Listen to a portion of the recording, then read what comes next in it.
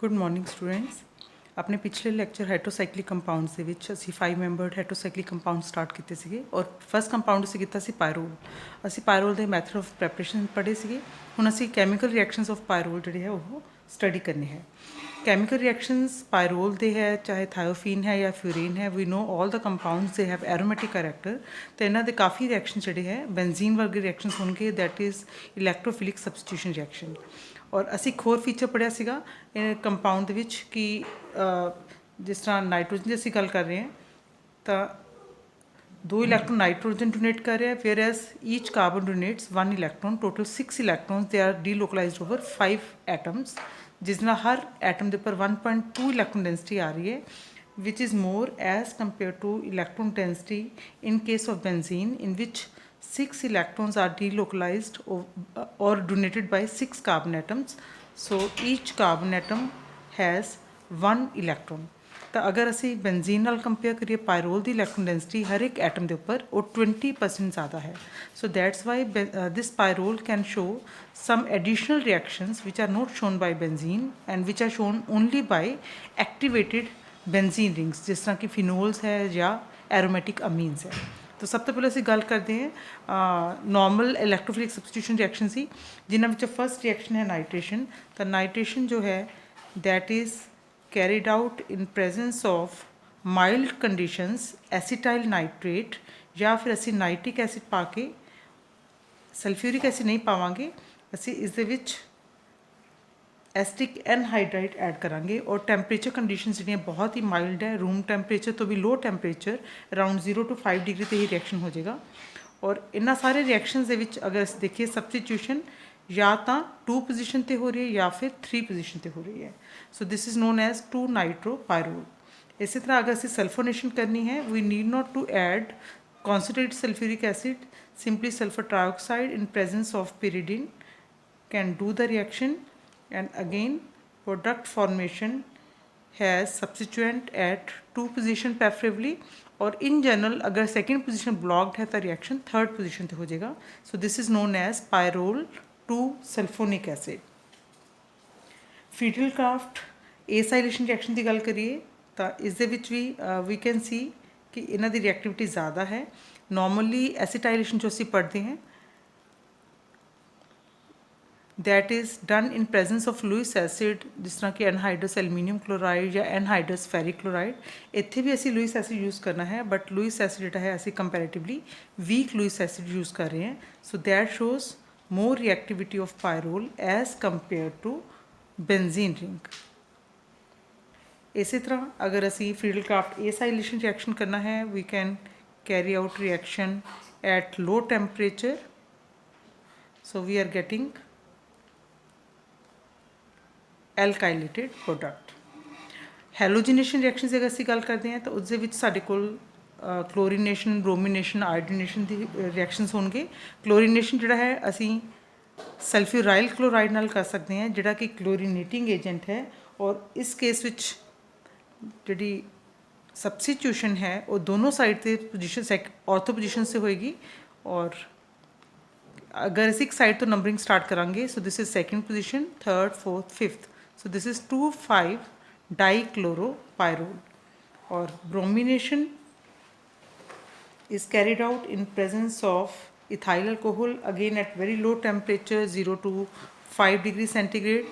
ਤਾਂ ਸਾਡੇ ਕੋਲ ਜਿਹੜਾ ਪ੍ਰੋਡਕਟ ਹੈ, ਕਿਉਂਕਿ ਰਿੰਗ ਬਹੁਤ ਐਕਟੀਵੇਟਿਡ ਹੈ, ਤਾਂ ਜਿਹੜੀ ਬ੍ਰੋਮੀਨੇਸ਼ਨ ਹੈ that occurs at all the positions।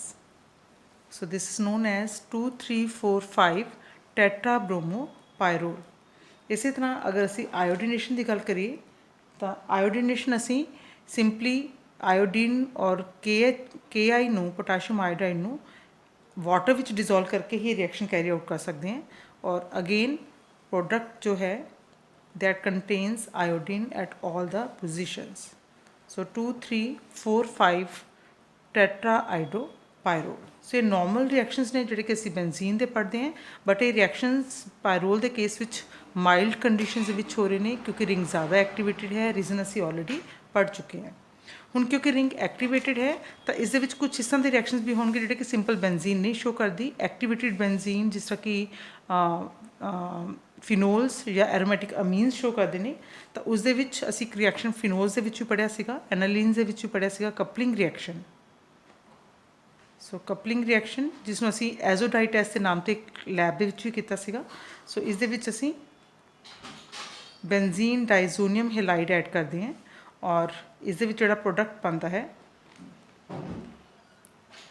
ਅਗਰ ਅਸੀਂ ਬੈਂਜ਼ੀਨ ਯੂਜ਼ ਕਰਦੇ ਤਾਂ ਉਸਦੀ ਪੈਰਾ ਪੋਜੀਸ਼ਨ 'ਤੇ ਗਰੁੱਪ ਅਟੈਚ ਹੋ ਜਾਣਾ ਸੀ, ਬਟ ਇੱਥੇ ਅਸੀਂ ਬੈਂਜ਼ੀਨ ਨਹੀਂ ਯੂਜ਼ ਕਰ ਰਹੇ, ਪਾਇਰੋਲ ਯੂਜ਼ ਕਰ ਰਹੇ ਹਾਂ, ਤਾਂ ਇਸ ਕੰਡੀਸ਼ਨ ਵਿੱਚ ਇਹ ਗਰੁੱਪ ਜਿਹੜਾ ਹੈ ਸੈਕਿੰਡ ਪੋਜੀਸ਼ਨ 'ਤੇ ਅਟੈਚ ਹੋ ਜਾਏਗਾ।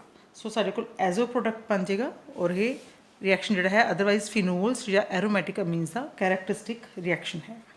ਇਸੇ ਤਰ੍ਹਾਂ ਹੀ ਇੱਕ ਹੋਰ ਰਿਐਕਸ਼ਨ ਅਸੀਂ ਆਲਰੇਡੀ ਪੜ੍ਹਿਆ ਹੋਇਆ ਹੈ ਕਲੋਰੋਫਾਰਮ ਔਰ पोटाशियम हाइड्रोक्साइड ਦੇ ਵੀ ਨਾਲ, ਜਿਸ ਨੂੰ ਅਸੀਂ ਰੀਮਰ ਟਾਈਮਨ ਰਿਐਕਸ਼ਨ ਕਹਿੰਦੇ ਹਾਂ ਔਰ ਦਿਸ ਰਿਐਕਸ਼ਨ ਅਕਰਸ ਐਟ 340 ਕੈਲਵਿਨ। ਔਰ ਰੀਮਰ ਟਾਈਮਨ ਰਿਐਕਸ਼ਨ ਦੇ ਵਿੱਚ ਅਸੀਂ ਪੜ੍ਹਿਆ ਹੋਇਆ ਕਿ ਐਲਡੀਹਾਈਡ ਗਰੁੱਪ ਜਿਹੜਾ ਹੈ ਉਹ ਬੈਂਜ਼ੀਨ ਰਿੰਗ 'ਤੇ ਅਟੈਚ ਹੋ ਜਾਂਦਾ ਹੈ ਔਰ ਅਗਰ ਅਸੀਂ ਇੱਥੇ ਕਲੋਰੋਫਾਰਮ ਦੀ ਜਗ੍ਹਾ 'ਤੇ ਕਾਰਬਨ ਟੈਟਰਾਕਲੋਰਾਈਡ ਲੈਂਦੇ ਹਾਂ ਤਾਂ ਐਲਡੀਹਾਈਡ ਗਰੁੱਪ ਦੀ ਜਗ੍ਹਾ 'ਤੇ ਕਾਰਬੋਕਸਿਲਿਕ ਐਸਿਡ ਗਰੁੱਪ ਇੰਟਰੋਡਿਊਸ ਹੁੰਦਾ ਹੈ। So same reaction occurs here ਔਰ ਇੱਥੇ ਐਲਡੀਹਾਈਡ ਗਰੁੱਪ ਜੋ ਹੈ ਇੰਟਰੋਡਿਊਸ ਹੋ ਜਾਏਗਾ ਔਰ ਇਸ ਦਾ ਨਾਮ ਹੈ 2 ਪਾਇਰੋਲ ਕਾਰਬੈਲਡੀਹਾਈਡ, ਕਿਉਂਕਿ ਇਸ ਦੇ 'ਚ ਜਿਹੜਾ ਐਲਡੀਹਾਈਡ ਗਰੁੱਪ ਹੈ ਉਸ ਨੂੰ ਅਸੀਂ ਐਜ਼ ਅ ਸਬਸਟੀਚੁਐਂਟ ਨੇਮਿੰਗ ਕਰ ਰਹੇ ਹਾਂ 2 ਪਾਇਰੋਲ ਕਾਰਬੈਲਡੀਹਾਈਡ। ਇਸੇ ਤਰ੍ਹਾਂ ਸਾਡੇ ਕੋਲ ਇੱਕ ਰਿਐਕਸ਼ਨ ਅਗੇਨ ਅਸੀਂ ਫਿਨੋਲਸ ਦਾ ਪੜ੍ਹਿਆ ਸੀਗਾ ਸੈਕਿੰਡ ਈਅਰ ਦੇ ਵਿੱਚ, HCN ਔਰ HCl ਦੀ ਪ੍ਰੈਜ਼ੈਂਸ ਦੇ ਵਿੱਚ in presence of again Lewis acid anhydrous aluminium chloride. ਇਸ ਰਿਐਕਸ਼ਨ ਨੂੰ ਅਸੀਂ ਗੈਟਰਮੈਨ ਫਾਰਮਾਈਲੇਸ਼ਨ ਰਿਐਕਸ਼ਨ ਕਹਿੰਦੇ ਹਾਂ ਔਰ ਇਸ ਦੇ ਵਿੱਚ ਵੀ ਰਿੰਗ ਦੇ ਉੱਪਰ ਐਲਡੀਹਾਈਡ ਗਰੁੱਪ ਇੰਟਰੋਡਿਊਸ ਹੁੰਦਾ ਹੈ। ਸੋ ਇਹ ਸਾਰੇ ਰਿਐਕਸ਼ਨਸ ਜਾਂ ਤਾਂ ਫਿਨੋਲ ਸੇ ਨੇ ਜਾਂ ਫਿਰ ਐਰੋਮੈਟਿਕ ਅਮੀਨ ਸੇ ਨੇ, ਜਿਸ ਦੇ ਵਿੱਚ ਰਿੰਗ ਜਿਹੜੀ ਹੈ ਕੰਪੈਰੇਟਿਵ ਟੂ ਬੈਂਜ਼ੀਨ ਜ਼ਿਆਦਾ ਐਕਟੀਵੇਟਿਡ ਹੈ। ਸੋ ਇਹਨਾਂ ਰਿਐਕਸ਼ਨਸ ਅਗਰ ਅਸੀਂ ਕੈਰੈਕਟਰਿਸਟਿਕ ਫੀਚਰਸ ਸਟੱਡੀ ਕਰੀਏ ਤਾਂ ਅਸੀਂ ਦੇਖਦੇ ਹਾਂ ਪਹਿਲਾਂ aromatic electrophilic substitution reactions. Normally ਅਸੀਂ ਬੈਂਜ਼ੀਨ ਵਿੱਚ ਜਿਹੜੀ ਨਾਈਟ੍ਰੇਸ਼ਨ ਕਰਦੇ ਹਾਂ ਉਹ ਕੌਨਸਨਟ੍ਰੇਟਡ ਸਲਫਿਊਰਿਕ ਐਸਿਡ ਦੀ ਪ੍ਰੈਜ਼ੈਂਸ ਵਿੱਚ ਕਰ ਰਹੇ ਹਾਂ, ਬਟ ਇੱਥੇ ਅਸੀਂ ਕੌਨਸਨਟ੍ਰੇਟਡ ਸਲਫਿਊਰਿਕ ਐਸਿਡ ਨਹੀਂ ਕਰ ਰਹੇ, ਮਾਈਲਡ ਕੰਡੀਸ਼ਨ ਯੂਜ਼ ਕਰ ਰਹੇ ਹਾਂ। ਸਲਫੋਨੇਸ਼ਨ ਵੀ ਅਸੀਂ ਸਲਫਿਊਰਿਕ ਐਸਿਡ ਨਹੀਂ ਪਾ ਰਹੇ, ਸਲਫਰ ਟ੍ਰਾਈਆਕਸਾਈਡ ਪਾ ਰਹੇ ਹਾਂ। ਐਸੀਟਾਈਲੇਸ਼ਨ ਜਾਂ ਏਸਾਈਲੇਸ਼ਨ ਅਸੀਂ ਮਾਈਲਡ ਲੂਇਸ ਐਸਿਡ ਦੀ ਪ੍ਰੈਜ਼ੈਂਸ ਵਿੱਚ ਕਰ ਰਹੇ ਹਾਂ। ਇਸੇ ਤਰ੍ਹਾਂ ਕਲੋਰੀਨੇਸ਼ਨ, ਬ੍ਰੋਮੀਨੇਸ਼ਨ, ਆਇਓਡੀਨੇਸ਼ਨ ਵੀ ਅਸੀਂ ਲੋਅਰ ਟੈਂਪਰੇਚਰ ਕੰਡੀਸ਼ਨ ਵਿੱਚ ਔਰ ਮਾਈਲਡ ਕੰਡੀਸ਼ਨ ਵਿੱਚ ਕਰ ਰਹੇ ਹਾਂ ਔਰ ਰਿੰਗ ਜ਼ਿਆਦਾ ਐਕਟੀਵੇਟਿਡ ਹੈ ਤਾਂ ਹੈਲੋਜੀਨੇਸ਼ਨ ਜਿਹੜੀ ਹੈ ਉਹ ਜ਼ਿਆਦਾ ਪੋਜੀਸ਼ਨ ਸੇ ਹੋ ਜਾਏਗੀ। ਇਸ ਤੋਂ ਬਾਅਦ ਇੱਕ ਇੰਪੋਰਟੈਂਟ ਰਿਐਕਸ਼ਨ ਨੋਰਮਲੀ ਅਗਰ ਅਸੀਂ ਗੱਲ ਕਰੀਏ ਨਾਈਟ੍ਰੋਜਨ ਕੰਪਾਊਂਡ ਸੀ ਜਾਂ ਅਮੀਨ ਸੀ ਜਾਂ ਐਰੋਮੈਟਿਕ ਅਮੀਨ ਸੀ, ਅਸੀਂ ਕਹਿੰਦੇ ਕਿ ਉਹ ਬੇਸਿਕ ਨੇਚਰ ਹੈ। ਤਾਂ let us compare basic nature of pyrrole with that of amines. So ਇਹ ਪਾਇਰੋਲ ਹੈ, ਇੱਕ ਲੋਨ ਪੇਅਰ ਆਫ ਇਲੈਕਟ੍ਰੋਨ ਹੈ। ਅਸੀਂ ਐਕਸਪੈਕਟ ਇਹ ਕਰਦੇ ਹਾਂ ਜਿਸ ਤਰ੍ਹਾਂ ਕਿ ਨਾਈਟ੍ਰੋਜਨ ਦੇ ਨਾਲ 2 ਅਲਕਾਈਲ ਗਰੁੱਪ ਲੱਗੇ ਹੋਏ ਹੈ, so it should act as secondary amine ਔਰ ਅਮੀਨਸ ਬੇਸਿਕ ਕਰੈਕਟਰ ਹੁੰਦਾ ਹੈ ਕਿਉਂਕਿ lone pair of electron nitrogen ਤੇ ਪ੍ਰੈਜ਼ੈਂਟ ਹੈ which it can donate to some proton ਔਰ ਐਸਿਡ। ਬਟ ਇਸ ਕੇਸ ਵਿੱਚ ਕੀ ਹੈ ਕਿ ਦਿਸ ਇਲੈਕਟ੍ਰੋਨ ਪੇਅਰ ਡੈਂਸਿਟੀ ਜੋ ਹੈ this is delocalised in the ring, so it is not available on the nitrogen. ਇਸ ਦੇ ਕਰਕੇ ਇਸ ਦੇ ਬੇਸਿਕ ਕਰੈਕਟਰ ਹੈ ਬਹੁਤ ਹੀ ਘੱਟ ਹੈ ਔਰ ਅਗਰ ਅਸੀਂ ਇਸ ਦੇ ਕੇ ਬੀ ਵੈਲਿਊ ਲਈਏ ਦੈਟ ਇਜ਼ ਅਰਾਊਂਡ 2.5 ਇੰਟੂ 10⁻⁻14 ਔਰ ਪੀ ਕੇ ਬੀ ਜਿਹੜਾ ਕਿ ਮਾਈਨਸ ਲੌਗ ਆਫ ਕੇ ਏ ਹੈ that is around 13.6। So P K B value ਜਿਹੜੇ ਬਹੁਤ ਹੀ ਘੱਟ ਹੈ, so it is we can say very weakly basic in nature. Rather, the compound shows acidic nature. So acidic nature ਅਸੀਂ ਕਿਸ ਤਰ੍ਹਾਂ show ਕਰ ਸਕਦੇ ਹਾਂ ਅਗਰ ਅਸੀਂ ਇਸ ਦਾ ਕੋਈ ਰਿਐਕਸ਼ਨ ਬੇਸ ਨਾਲ ਸ਼ੋ ਕਰੀਏ। So when pyrrole is treated with strong base like potassium hydroxide, so ਇਹ ਐਸਿਡ ਦੀ ਤਰ੍ਹਾਂ ਬਿਹੇਵ ਕਰਦਾ ਹੈ, ਬੇਸ ਹੈ ਤਾਂ ਸਾਡੇ ਕੋਲ ਸੌਲਟ ਬਣ ਜਾਏਗਾ। ਸੋ ਇਸ ਤਰ੍ਹਾਂ ਅਸੀਂ ਸੌਲਟ ਫਾਰਮੇਸ਼ਨ ਸ਼ੋ ਕਰ ਸਕਦੇ ਹਾਂ ਔਰ ਇਸ ਦਾ ਨਾਮ ਹੋਏਗਾ ਪੋਟਾਸ਼ੀਅਮ ਸੌਲਟ ਆਫ ਪਾਇਰੋਲ। ਇਸੇ ਤਰ੍ਹਾਂ ਹੀ ਕਿਉਂਕਿ ਐਸਿਡਿਕ ਨੇਚਰ ਹੈ ਤਾਂ ਸਾਨੂੰ ਪਤਾ ਹੈ ਕਿ ਐਸਿਡਿਕ ਪ੍ਰੋਟੋਨ ਜੋ ਹੈ ਜਾਂ compounds containing acidic proton they can react with Grignard reagent because Grignard reagents they react as they act as bases. So ਇਸ ਦੇ ਵਿੱਚ ਇਹ ਬੇਸ ਦੀ ਤਰ੍ਹਾਂ ਐਕਟ ਕਰੇਗਾ ਔਰ ਇਹ ਐਸਿਡ ਦੀ ਤਰ੍ਹਾਂ it will take proton. So again ਸਾਡੇ ਕੋਲ ਇੱਥੇ ਸੌਲਟ ਬਣ ਜਾਏਗਾ plus it will take proton, so ਸਾਡੇ ਕੋਲ ਐਲਕੇਨ ਬਣ ਜਾਏਗੀ। How can we explain the acidic character of pyrrole, ਤਾਂ ਅਸੀਂ ਐਕਸਪਲੇਨ ਕਰ ਸਕਦੇ ਹਾਂ ਫਰੋਮ ਦ ਰੈਜ਼ੋਨੇਟਿੰਗ ਸਟਰਕਚਰਸ। ਆਪਾਂ ਆਲਰੇਡੀ ਗੱਲ ਕੀਤੀ ਕਿ ਇਲੈਕਟ੍ਰੋਨ ਡੈਂਸਿਟੀ ਰਿੰਗ ਵਿੱਚ ਜਾ ਰਹੀ ਹੈ। ਅਸੀਂ ਆਲਰੇਡੀ ਇਹ ਰੈਜ਼ੋਨੇਟਿੰਗ ਸਟਰਕਚਰਸ ਪੜ੍ਹ ਚੁੱਕੇ ਹਾਂ, ਬਟ ਇੱਥੇ ਸਿਰਫ ਮੈਂ ਤੁਹਾਨੂੰ ਇਹੀ ਦੱਸਣਾ ਚਾਹੁੰਦੀ ਹਾਂ ਕਿ ਇਹਨਾਂ ਸਾਰੀਆਂ ਸਟਰਕਚਰਸ ਦੇ ਵਿੱਚ ਨਾਈਟ੍ਰੋਜਨ ਦੇ ਉੱਪਰ ਪੋਜ਼ਿਟਿਵ ਚਾਰਜ ਆ ਰਿਹਾ ਹੈ। ਜਿੰਨੇ ਵੀ ਅਸੀਂ ਸਟਰਕਚਰਸ ਡਰਾ ਕਰਦੇ ਹਾਂ ਉਹਨਾਂ 'ਚ ਪੋਜ਼ਿਟਿਵ ਚਾਰਜ ਆ ਰਿਹਾ ਹੈ। ਤਾਂ ਪੋਜ਼ਿਟਿਵ ਚਾਰਜ ਜਿਹੜਾ ਹੈ ਕੰਪੈरेटिवली ਅਨਸਟੇਬਲ ਹੈ, ਤਾਂ ਇਸ ਕਰਕੇ ਬੌਂਡ ਜੋ ਹੈ ਉਹ ਵੀਕ ਹੋ ਜਾਏਗਾ। So it can donate proton, ਔਰ ਪ੍ਰੋਟੋਨ ਡੋਨੇਟ ਕਰਨ ਤੋਂ ਬਾਅਦ अगर प्रोटोन डोनेट हो जाएगा इतने नैगेटिव चार्ज आ जाएगा। तो अगर इसी दियाँ रेजोनेटिंग स्ट्रक्चर्स ड्रॉ करिए पायरोल एनाइन दियाँ, तो इस तरह इलैक्ट्रॉन डेंसिटी शिफ्ट हो जाएगी।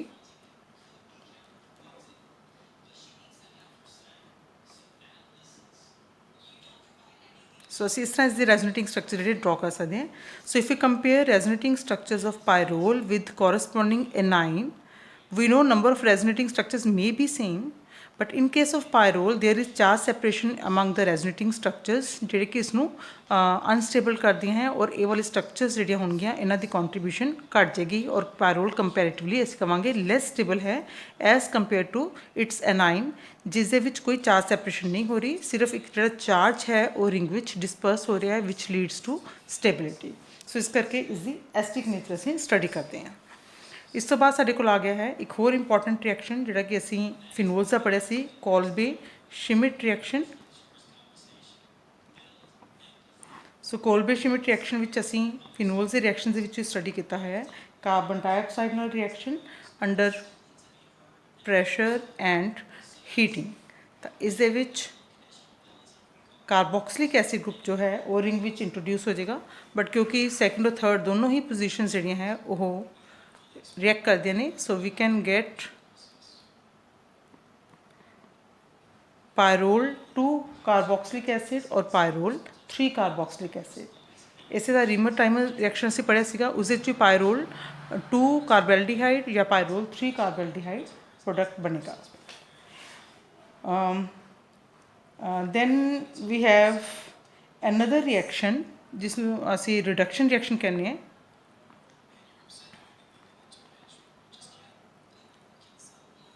हालांकि बेंजीन केस विच या होर एरोमैटिक कंपाउंड्स विच असीं पढ़ते हैं कि रिंग्स जिहड़ियां ने क्योंकि एरोमैटिक है स्टेबल है, so it they have little tendency to undergo reduction, but under special conditions they can undergo reduction. So इसी तरह पायरोल भी रिडक्शन हो सकती है इस रिंग की under different conditions. For example in presence of zinc and acetic acid, so metal plus acid, so they are main source of H. तो इस रिडक्शन हो जाएगी, और इस जी रिडक्शन होएगी उस हाइड्रोजन इत्थे ऐड हो जाएगी, एक हाइड्रोजन इत्थे ऐड हो जाएगी, जिस नाल इत्थे टेट्रावेलेंसी कार्बन की पूरी हो जाएगी और इत्थे कोई पाई बॉन्ड नहीं रहेगा। सो पाई बॉन्ड जोड़ा है ये इत्थे शिफ्ट हो जाएगा। तो इस कंपाउंड का नाम है दिस इज़ 3 पायरोलिन, या फिर 3 क्यों कह रहे हैं क्योंकि थर्ड पोजीशन से डबल बॉन्ड शिफ्ट हो गया है, या फिर असीं इसनूं 2,5 डाईहाइड्रो पायरोल भी कह सकते हैं। इसनूं अगर असीं फर्दर रिड्यूस करिए bye strong reducing agent red phosphorus and HI, तो सारियां पोजीशन की रिडक्शन हो जाएगी। तो इस कंपाउंड असीं कहने pyrrolidine. So pyrrolidine is reduced ring of pyrrole, और इसनूं असीं 2, 3, 4, 5 टेट्राहाइड्रो पायरोल भी कहने हैं। So this pyrrolidine can be obtained in steps, or it can also be obtained directly if we treat pyrrole in presence of nickel। so catalytic hydrogenation है, तो अगर असी करांगे तो साढ़े कोल पायरोलेडिन जो है डायरेक्ट बन जाएगी। so इस तो बाद साढ़े कोल आ गया है oxidation reaction.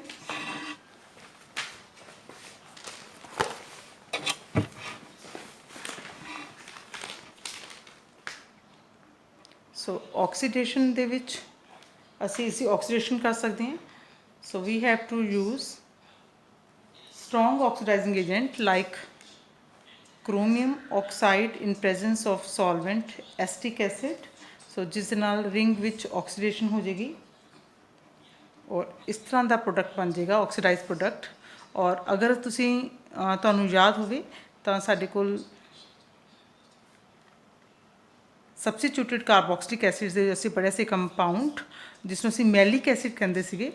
ਮੈਲਿਕ acid MELEIC ਮੈਲਿਕ acid.